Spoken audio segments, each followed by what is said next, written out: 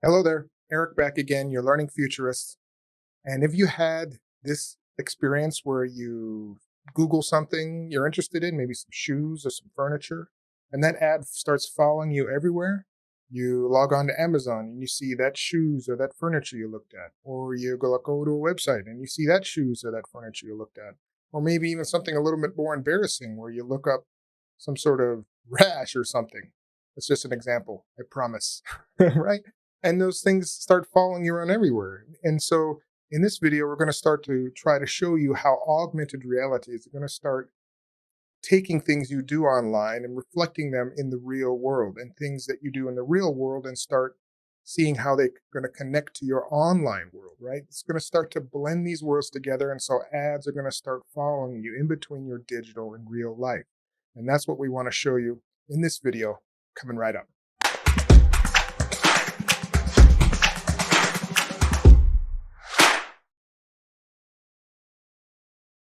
All right, so ads in augmented reality, ads in real life, this is nothing new, right? This has been happening for a long time. Princeton Web Transparency and Accountability Project showed us that Google now deploys hidden trackers on 76% of the open web. So almost everywhere you go online, your activity is being tracked in some fashion. The next is Facebook, where they're tracking stuff across content too. Most of us know of this as cookies, and cookies are almost dead, in my opinion. So there's already new ways to track you, already new ways to identify you online. Cookies are now starting to being regulated, especially with the GDPR in Europe, but companies are already moving past this. So you're being tracked online. So it's no coincidence that you feel like when you Google something or you look for something online, especially when it comes to shopping, that you're going to get targeted with these ads, because looking at a website, you can then get targeted through another website or another platform, whether it be Google, Facebook, etc., etc. So this we know happens all the time. Now let's start to see this kind of stretch into the real world. So retail stores have started to use facial recognition, which is a form of biometric data, to track people coming into stores. Macy's has admitted they do this. Albertsons. Initially, this started to come to light between 5 and 10 years ago. Mostly, this was admitted to being used in anti-shoplifting behavior, and already some people have been falsely picked up for shoplifting in these stores because the facial recognition picked up the wrong person, and so there's been some lawsuits of people being, harassed by security for no reason because maybe these systems are glitched. They also disparately are not inconsistent with minority faces because they're basically biased in the learning algorithms that these systems are based on. That's another video altogether.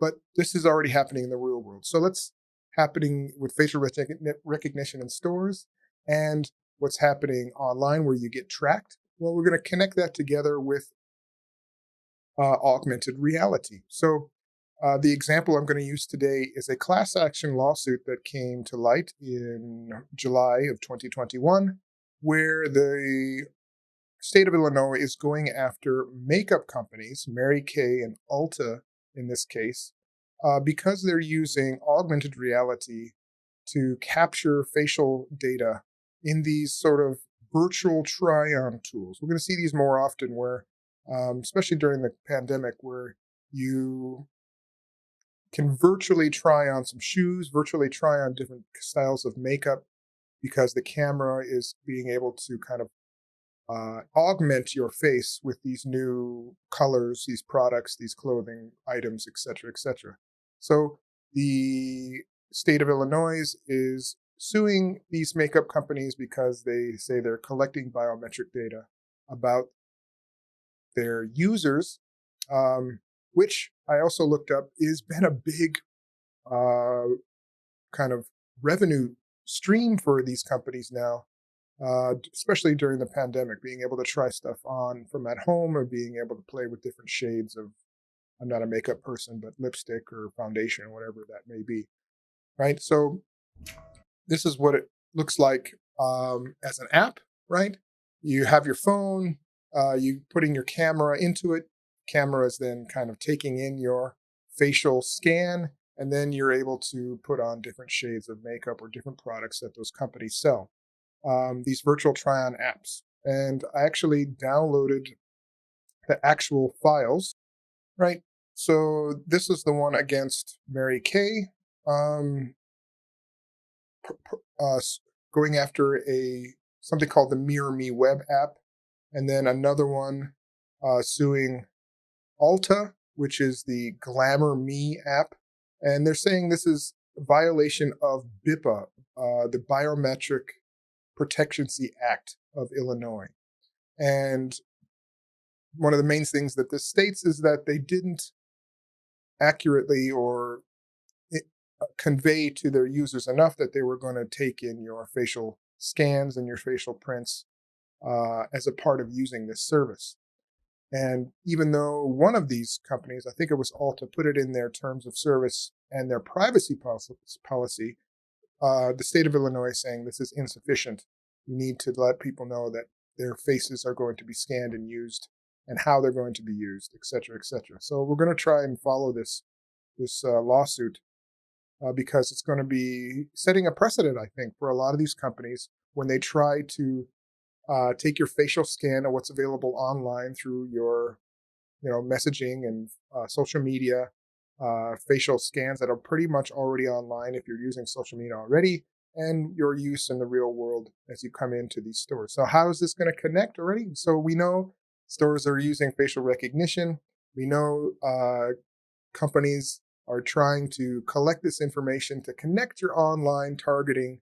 And now we're going to start seeing these things pop up more and more with ads, with customer service. And we even saw this realized already in the past. Maybe I accidentally show this in the future. This is the Minority Report.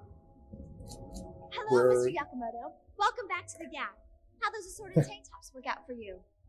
Right. So how did those tank tops work out for you is what the automated message went in there. So his face was recognized. I think it was actually not him. He's borrowing somebody else's retinal scan or something like that. He's forging his identity in this situation.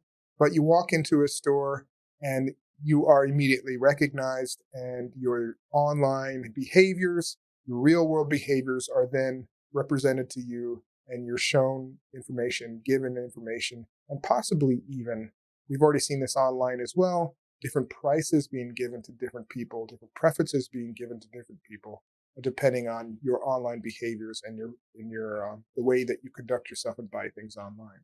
So we can also see this already in the Amazon Go stores. These are tellerless,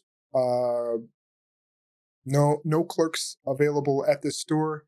It's all done by scans and facial recognition and other types. You just walk in, grab something off the shelf, and walk out, and you're automatically charged for those items that you take through all these kind of scans and sensors and whatnot that are in this kind of store. So this is another very clear indication that this is where we're moving towards the future. So your online Amazon account is then also probably tied to your real world shopping habits in the Amazon Go. And then maybe when you get home, it knows that you bought this at the store, and it might offer you a subscription to get monthly shipments of whatever product you bought in the real store at your home, and vice versa. You buy something on Amazon.com, and you go into Amazon Go, some audio message or something on your phone with the Amazon app might give you a notification saying, "Hey, here's a coupon for something that's related to something that you bought online." So these are just examples that we can probably expect moving towards the future. Now, how legal this will be will largely depend on a lot of stuff happening around antitrust and privacy, and net neutrality is tangentially related as well. But what do you think? Is this something that you think that you're especially worried about? Is this something that you think that we need to start acting on immediately? Let me know in the comments, and we'll see you in the next video, guys. Thanks. Bye-bye now.